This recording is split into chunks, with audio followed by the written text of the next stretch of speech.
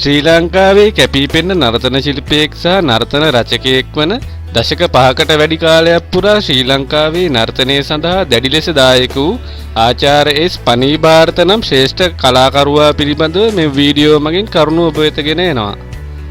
පබා ගුරුන්නාන්සේ පියාණන්ට හා ඩිංගිරි උක්කු අම්මාදාව 1920 පෙබරවාරි 24 වන දින කෑගල්ල අල්ගමදී උපතලත් පනීභාරත පුතුන් 6 දෙනෙකුගෙන් යුත් පවුලේ දෙවැනි දරුවාය.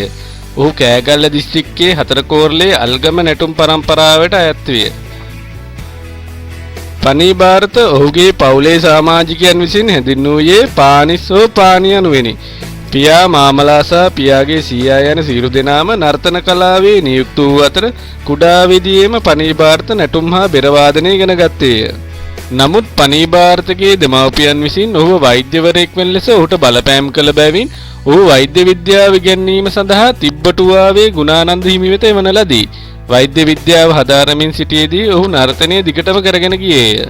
1940 දී අත්තනගල රජමහා විහාරයේදී සම්ප්‍රදායික වෙස් නර්තන ශිල්පියෙකු ලෙස ප්‍රථම වරට වෙස් නර්තනයේ යෙදීමත් සමගම ඔහුගේ සම්ප්‍රදායික නර්තන කලාව ආරම්භ කළේය.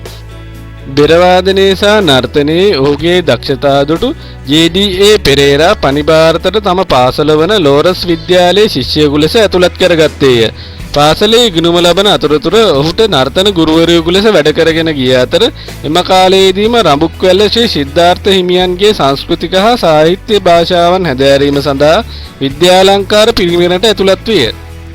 වයස අවුරුදු 18 දී කොළඹ නාලන්දා විද්‍යාලයේ නර්තන ගුරුවරයෙකු ලෙස පත් වූ අතර එහි වසර ගණනාවක් සේවය කිරීමෙන් පසු 1944 දී ශිෂ්‍යත්වයක් ලබා බටහිර බෙන්ගාලයේ ශාන්තිනිකේතන විශ්වවිද්‍යාලයට ඇතුළත් විය. එෙහිදී සම්භාව්‍ය නැටුම්, කතකලි, තබ්ලා වාදනය ඉගෙන ගත්තේය.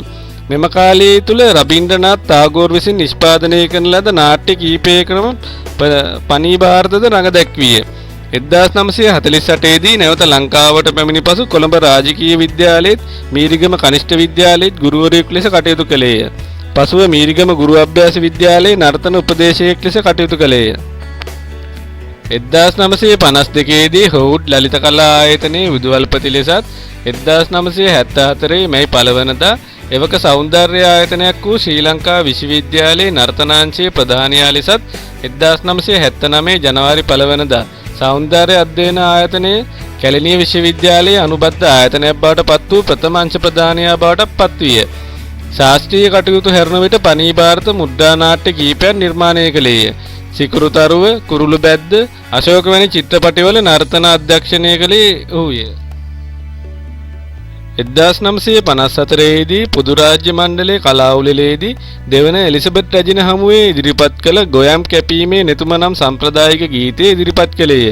1996 දී කැලණිය විශ්වවිද්‍යාලයේ විසින් පිරිනමන ලද දර්ශන ශූරී සම්මානය සහ නර්තන කලා ශාස්ත්‍රයට ඔහු කළ අමිල මෙහෙවර ඇගීම සඳහා කලා ශූරී ජනාධිපති ගෞරවය ඔහුට හිමි විය.